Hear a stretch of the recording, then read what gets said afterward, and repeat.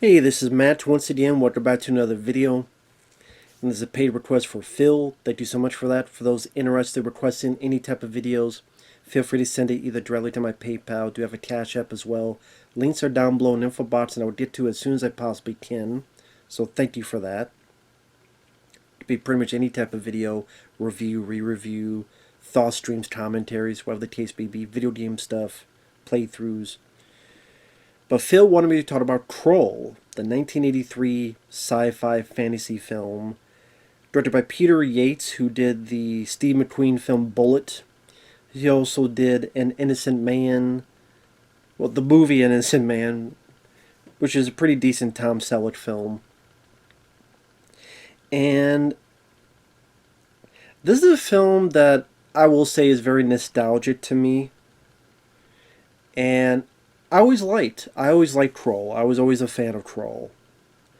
Now, when this film came out, it was a huge box office bomb. I know Siskel and Ebert said it was one of the most boring, incoherent sci-fi films ever. I'm like, really? Really? Okay. And it's one of those films where it just has this vibe to it that just really works with me. Where I like Ken Marshall as the lead. You have some notable names in small supporting roles like Liam Neeson, Robbie Coltrane, who's no longer with us, but he played the character Hagrid in some of the Harry Potter films. Alun Armstrong, which I don't know why, for the longest time, I've seen this film throughout the years, ever since I was a kid. But I don't know why, until watching it now, I realized that Alun Armstrong, who's kind of the leader of these thieves, and becomes a kind of a, not a partner, but of the thieves, he gets the more screen time. He's the guy who's the boss in Split Second, which is a film I love with Rutger Hauer. He's their boss. He's the guy that, when am I supposed to pull APB on Lucifer? Yeah, you. I bet you got two horns stick out of his fucking head. Yeah, yeah. You pair of pricks. I mean, oh, it's that guy. Okay. I don't know why. Maybe because just his hair is different and, 83, 92, people change. But it's like, oh, it's that guy. Okay. So, I don't know. Just find that out. Like, oh, that's really cool.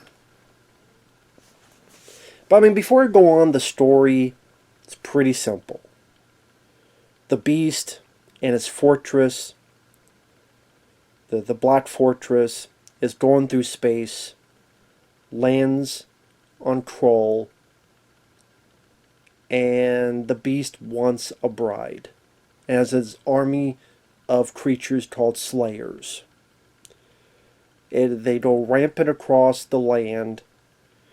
Meanwhile, Ken Marshall is to be married to this princess, which will bring their two kingdoms together, and maybe in hopes of battling this beast figure. Before the marriage happens, the Slayers come in. They tell pretty much everybody. They take the princess, and the prince, our lead, Ken Marshall, is injured. Then this guy, played by Freddie Jones, who does a wonderful job, he plays the old one, comes in, patches him up. Of course, Ken Marshall's character, I'm going to call him the prince, he is adamant to find his loved one. Freddie Jones says we can't do it alone. Along the way, they meet up with various groups. They meet up with Urgo the Magnificent, who can shapeshift to different animals. They meet up with these thieves, led by Alun Armstrong. Liam Neeson and Robbie Coltrane are a part of it. They don't have a whole lot to do, but it's nice to see them in there very, very early in their careers. They also meet this seer who has a little boy as an apprentice. And then eventually they meet this Cyclops who can see into the future, but only to his own death. So it was this thing that happened with the Slayers and the Beast. He has a bone to pick with them. but he's very nice and gentle to our main characters and knows how to throw a damn spear. I'll say that. And this group of people go on their journey to find the fortress and save the princess and defeat the beast. Very simple story. Now, sadly, there's never been like a full new documentary on this film, which would be cool to see. It'll never happen though. But I believe one of the inspirations for this was Dungeons and Dragons. Because I believe the original idea for the beast was it was going to be a dragon. But I think Dragon Slayer had come out around that time, among other stuff, and I'm like, I don't know if you want to have a dragon as well. I actually appreciate the change because I love how the beast looks. I think the beast looks really creepy and a very underrated design. The beast. It's like it's reptilian, but he has these really creepy red eyes and these gigantic claws, and how for a good chunk of the film you can't get a good look at him. So you kind of see patches of his face or his eyeball or his claws or whatever. So it keeps it a little bit more mysterious and honestly creepy. I always thought it was a creepy looking villain. I thought the voice he had was very stern and not too over the top, not silly or anything. And the film as itself, the music by James Horner, fantastic. One of my favorite scores he's ever done. Yes, you could say James Horner ripped himself off a lot, so there's elements of the music that will remind you of his score in Star Trek II, Wrath of Khan, among others. But the way he implemented in this, the very beginning, when the logo pops up, and you have that core, oh, do do do do do do do do do do do do do do. I'm not over exaggerating. It gave me goosebumps. Just like, oh, that's such a cool music motif to open up the film.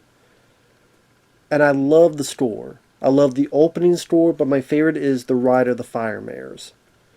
Because if there's any score that don't get your blood pumping, it's the Ride of the Fire Mares score. Just look up James Horner, Ride of the Fire Mares.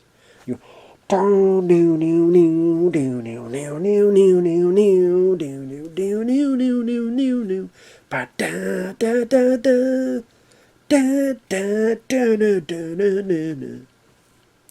it's like, yeah, fuck them Slayers. God damn it. So the music, I love the score. The production design, I think, is very solid. I know people make fun of the effects. I think for 1983, they look pretty damn good. Whether it be the model at the opening, going through space. I think the look of the fortress looks intimidating. The inside, there are times it goes to what the princess is going through. The inside of that, I think the architecture is so... It feels alien as it should be. It should be something I would see at the fucking Macy's parade. Or I go to fucking New York or where the hell and I see the shit. The architecture and just like, there's certain things where like its claws looking like this and like the way the walls look, like what are the walls made of? And there's a bit where the princess is sleeping, the walls are kind of closing in as if they're biological or something. And like in the third act when our heroes are in and there's this scaffold, you see this wide open space and you see how skinny the catwalk is, how you want to put it. And you see how big the area is, and it just feels so foreign and so alien. It's such a cool looking design. Even there's a bit where she's standing in front of this thing that looks like an eyeball. I always thought that stuff looked so cool and so different and unique. Alien as it should be. And again, the look of the beast, it just looks very intimidating and very... Like, I was never scared of Darth Vader, but I was creeped out by the beast. So I'll put it that way. Ken Marshall, the end of the cast, I know people don't like him. They feel he's one-dimensional of a character. But I mean, if we're being fair, is he any more one-dimensional compared to Luke Skywalker in the first Star Wars movie? I don't think so. Luke, he wants to leave and do something more. Tim Marshall, he wants to go and rescue his bride to be. With Luke, though, we got sequels, so Darth is his father, Leia's his sister. He's gonna become a Jedi. Because we had 3 movies to see that journey. We didn't get 3 Krull movies. Which, that would have been... I wish we did. I wish we had a Krull trilogy through the 80s. But this film was a massive bomb. It was a huge bomb. I don't know if this is true, but apparently the director was so not into making the film, he took a break for, like... take a vacation... And then the effects guys couldn't do anything for like 3 weeks.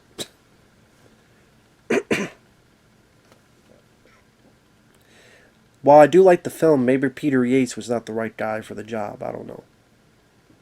But Tim Marshall, I didn't mind him as the lead. And if we're, I mean, he worked for what he needed to be. He had the right look. He had some fights with a sword. And of course, the Glaive, which I'll get to that in a bit. Alun Armstrong, I thought he was a fun, likable character as the leader of these thieves. Well, you heard him. We're now an army. And at times he's laughing, he's being jovial, but at times he knows how to wield this axe that he has. Urgo the Magnificent, I didn't find him too annoying or irritating. I thought the cast worked for what they needed to portray, needed to do. The villains, I love the look of the Slayers. The scream that they have when they die has been embedded in my brain since I was a kid. That weird, creepy scream. It's either the Kermit the Frog had a really good or really bad orgasm with Miss Piggy, as they're both crescendo mixed together, or like something like a frog get his testicles pulled out. It is like, it's a very creepy type of scream, very memorable. I read that scream was from another movie, at the Earth's Core or something. I don't know, because I never saw that film, so I can't confirm that. And also, I like the way, like, when the Slayers die, this bloody slud thing will pop out, as if that's what's really underneath these things. And they slither away, so I don't know if they slither away to die, or they slither away to live another day, or what, but I always thought that was kind of a creepy, interesting detail. The princess, for some reason, they dubbed her. I guess because they didn't want her to... Like, they hired her, and she's someone who had a British accent. They're like, well, we can't have someone with a British accent. Then why the fuck did you hire her in the fucking first place? What, you don't think British people are in space? I mean, Alec Guinness was British, and he was in Star Wars. I mean, Peter Cushing. What the fuck difference does it make? As if, well, British people can't be in space. What? If I can understand what the hell she's saying, then yeah, just have her voice in it. So, she didn't need to be dubbed. And you could tell it's a dub. So, it's hard to judge her performance because we didn't get to hear her actual fucking voice. So, I think that was a stupid thing to do.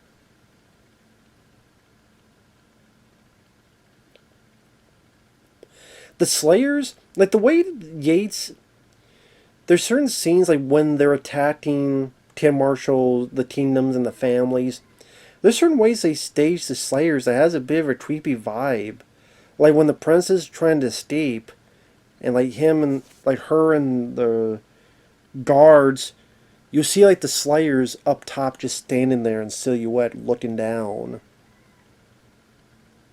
And they just had like a creepier vibe than ever. Like Stormtroopers never gave me that feeling, but these guys did. So I actually think these guys I like more than the Stormtroopers.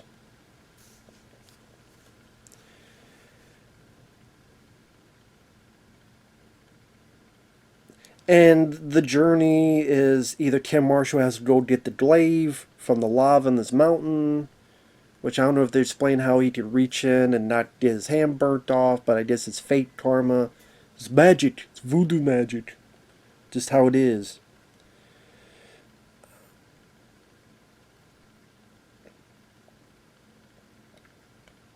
Like I said, they meet Ergo. I like some of the lines he has. Like before they meet the robbers, he says the line, "Faces that ugly, it can only be robbers." David Batley plays Ergo. I didn't mind him. Like I said, I like the band of thieves. Sadly, you don't get a whole lot of development of those characters. Like the Cyclops, we learn a little bit. Like his people were screwed over by the bad guys because they made a deal that they want to see the future, so we'll do it. But they took one of your eyes. That's why they're Cyclops. And also, yeah, you see the future, but only to your own death. And there's just scenes that just pop in my head whenever I think about this. Seeing the old guy, the overseer, and the beast don't like being looked at, so his hand comes up and breaks it, and his hands look like Freddy Krueger or something, kind of being creepy. Like, leave me the fuck alone. Or the swamp battle where they fight the Slayers, and the seer gets killed by this one that looks like him and trying to pretend to be him. So they kill him, hide that body, so he could get close to Tim Marshall, try to kill him. But then the Cyclops throws a spear and gets his ass. And the band of thieves and Tim Marshall fighting the Slayers, and again the death streams. The Freddie Jones, they gotta find out where this fortress is going to be. I like the idea that the fortress, every certain time period, it will teleport from one place to the other. I think that's actually kind of a smart idea for a villain to have, because if it's able to keep teleporting, you'll never know where it's at, so it's a way of being safe in a way. Because if they one spot, then everybody could come at the fortress head on at the same time. But if you don't know where the hell it's at, it makes it a lot more harder. So I thought that was an interesting idea.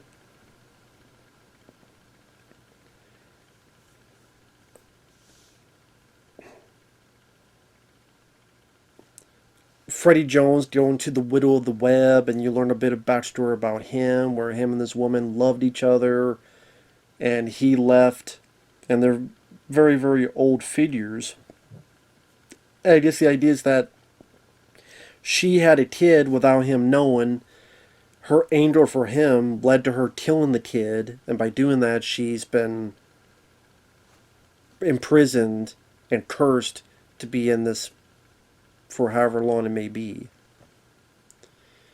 He gets the info he needs. You tell they still have a feelings for each other. I just like the look of the Widow of the Web. The webs everywhere. The fact it's a crystal spider, I think, looks really cool. And I like the stop motion animation done with it. Again, I don't like spiders. And the fact it's a crystal spider just makes it look even a little bit creepier. And him traversing back and forth to get away.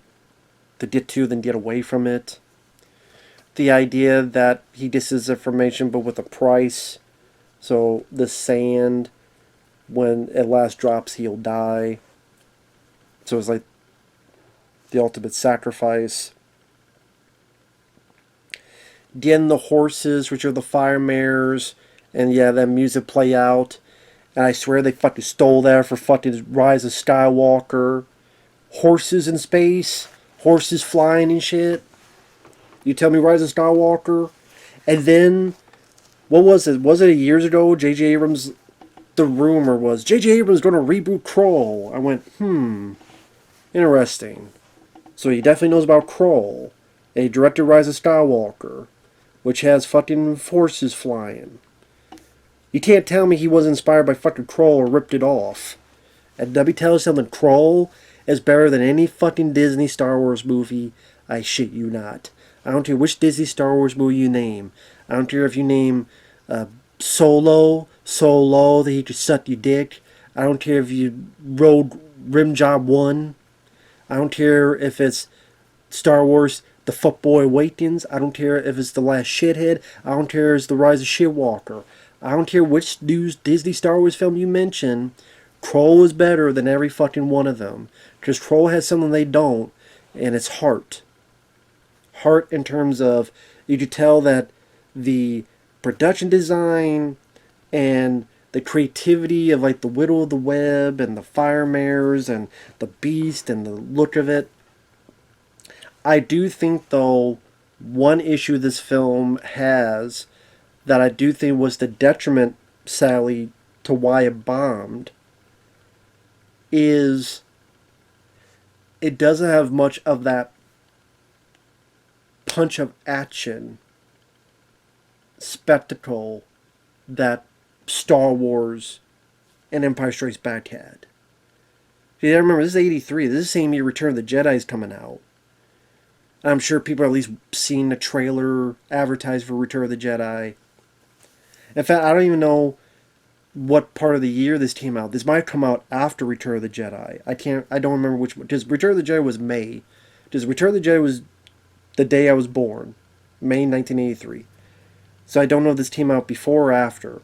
If it came out after, even worse so. Because people see Star Wars, they see how big, how there's action, and there's these big fights in space, and TIE fighters, and even the first film, the Millennium Falcon, and the Gunner, and the whole Death Star, blowing up the Death Star. You don't have that in this. You don't. And that's why people would say, wow, it's boring. Well, yeah, compared to Star Wars, it doesn't have that kinetic punch that I think people were wanting from this. And even I could say, would I like more Yes. Would I have liked our heroes to grab? That's the thing, the bad guys have laser pistols, but the good guys only have swords. So at the end, it would have been nice if they gathered some of those weapons and used them against the Slayers. So in the third act, if you think about it, there's not a whole lot of action. Like when they're going into the fortress, it's more of them avoiding the lasers and then getting to the spot they need. Except when the Cyclops throws a spear and kills one of them. Even within,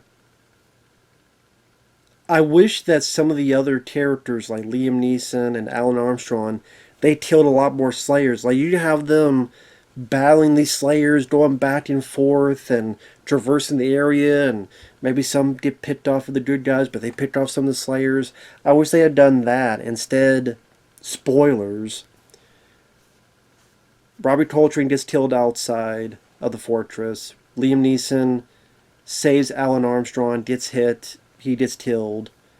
Alun Armstrong throws a knife and kills one, but then they get separated.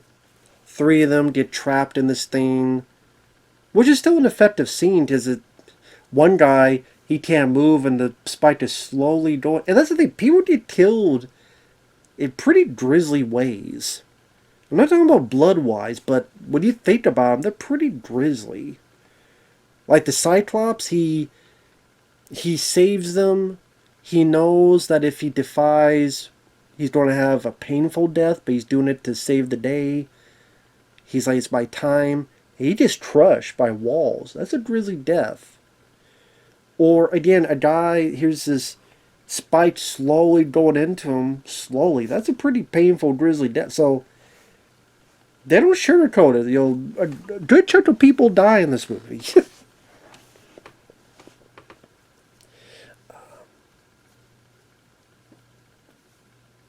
But yeah, I mean, you could have had that scene in there, but I would like the Alun Armstrong and the other guy to kill more Slayers. I think inject a little bit more action in that with these environments they have in the fortress. I think that would have been cool to see.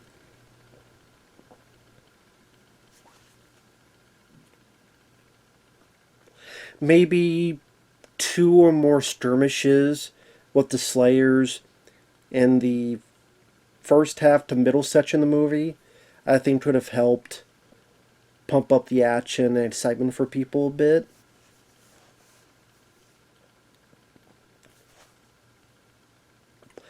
My biggest complaint about this movie, though, I will say, as much as I like the film, the biggest complaint I have, other than I wish there was more action, but it leads into this. The Glaive was so fucking underused, and that always pissed me off, because I think it's one of the coolest weapons in movie history. I do. I love the Glaive. I love the way it looks. I love the way it spins, and it's so powerful, and you're like, why the fuck didn't he use this sooner? Like, even outside. Like, he should have used it earlier in the film, where they're in the swamp. And they're hunted down. He throws it, then he realizes, oh my god, it's a boomerang. And then he's throwing it. And then when they get into the fortress, they may have lasers, but I got a fucking glaive. That way they can get in. They wait till the last 20 minutes for him to use it. Now, when it's used, it's really cool. He kills like 3 over here, he kills like 3 over there, and it's next to nothing. He opens up the door, and it acts like a saw blade. The beast, how big it is, and how he's avoiding the blast, and he's using to block it, and it's hitting the thing, and how the beast don't know what the fuck it is, and it goes right into the thing's chest. And the way the music is, and the way it screams, the beast. It's like, yeah, fuck that motherfucker. But god damn it, I wish the Glaive was in this more. I really fucking do. It should have been used earlier. It should have been used more. I hate that fucking weapon gets left behind. I don't mind the idea, because at the beginning they reference this thing of, with the marriage ritual, this flame, take the flame from my hand. And the idea is that it's the power of love. They even mention it's what we have. He can't fight our love.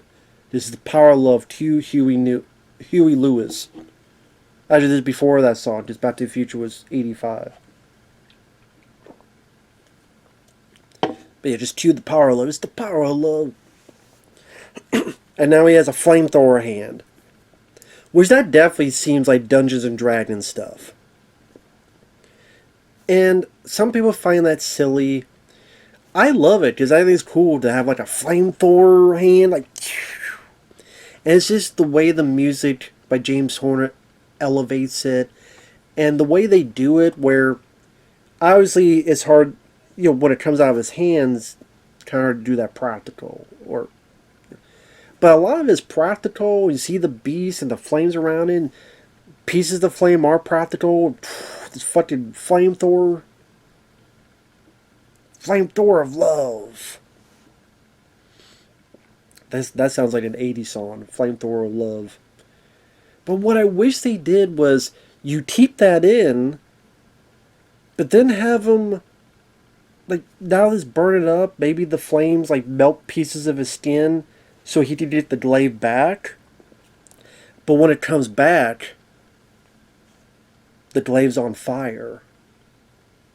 And he could hold it because he did flamethrower arm, man. And now he throws it as a flame. It's a fiery glaive. It goes through his chest. It comes back. It goes through his shoulder. And it goes through right through his fucking head. He falls back. He gets the glaive. Puts it in his pocket. Runs off. He melts the thing. And they use the glaive. Does and it shatters the thing. Comes back. Let's get the fuck out of here. He wouldn't say fuck, but still, let's get the fuck out of here. Goes off. I wish that was the case. I wish that was the case. That would have been... That's the punch he needed, man. But I do like that flamethrower stuff and burning that motherfucker.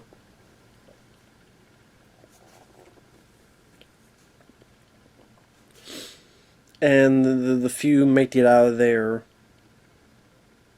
And they go off to the distance, happiness. A girl will find a teen. A girl will be a queen. She will find a teen. And their son will rule the galaxy. And I'm sure if this film was a hit, you would have had The Son of Krull. You would have had a sequel. And I would like, I mean, if it was like 87, I would like to have seen that. What that would have been. But this wasn't the case. It was a huge bomb. And the Glaive thing, what's interesting, if you think about it, this came to me while watching it. Think of the first Star Wars movie. The first one, right? Think about how little the lightsaber is used. Now, bear with me. Because a lightsaber, cool weapon. But he shows Luke. He cuts the one alien's arm off in the bar. Luke tests it out. Then Obi-Wan does his little fight and lets himself die. Luke never fights with the lightsaber in the first Star Wars movie. And think about that. Like, this is a cool weapon. Luke is training. Now, granted, because George Lucas, there's arguments of how much he had written out, but he wanted to do more films. I didn't know how much of those scripts were written out. That's a debate people have. But he wanted more movies. But what if that movie didn't do well? What if that was the only film you had? Like Krull. You would go, oh, the lightsaber is cool, but man, that was so underutilized. Even the hero didn't get to fight with the lightsaber. At least here the hero got to fight with the glaive. And I'm just saying 1-to-1, the hero did more with the glaive than Luke did with the lightsaber. Or even anybody did with the lightsaber. I mean, the lightsaber, he cut an arm off Obi-Wan and lost a fight on purpose to Vader. The glaive, he killed these guys, opened up the door, jammed into the villain's chest, knocked his ass down. So technically, the glaive in this film did more than the lightsaber in the first Star Wars. It's just that we got Empire and Return and then the prequels and all this other stuff. And yeah, the glaive, on a side note, was referenced in that movie Ready Player One. Which, I mean, that film was just Easter egg to the movie. But I will admit, I kind of perked up when the glaive, I'm like, what the fuck, the glaive? The glaive is in this? The weapon you got with the glaive? Oh shit. That's the weapon I would have. Give me the glaive. Which, I mean, you see that kind of weapon and others. The Xena Warrior Princess had a weapon like that. You know. But I just love that weapon. The glaive is so fucking awesome. And I like this movie. Like, at the end of the day, I like Krull. It's not a perfect film. I do wish there was a bit more action.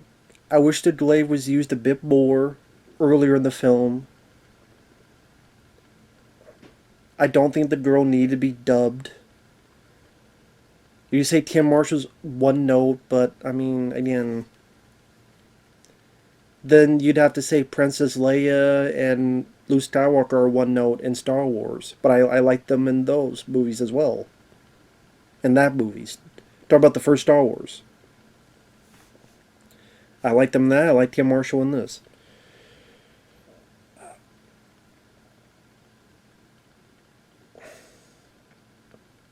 Again, I just like the...